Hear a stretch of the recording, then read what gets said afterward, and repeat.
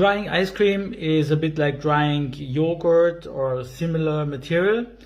I suggest to produce scoops of ice cream and then quickly refreeze those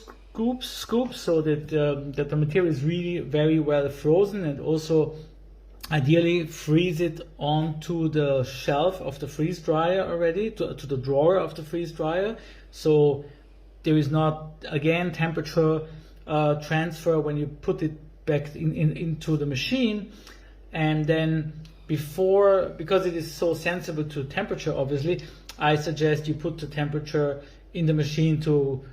let's say, 0 degrees Celsius on the shelves before you place the drawers back to the machine for the drying process. And once the machine is cold enough, place the drawers, close, immediately put a vacuum and start the drying process, which I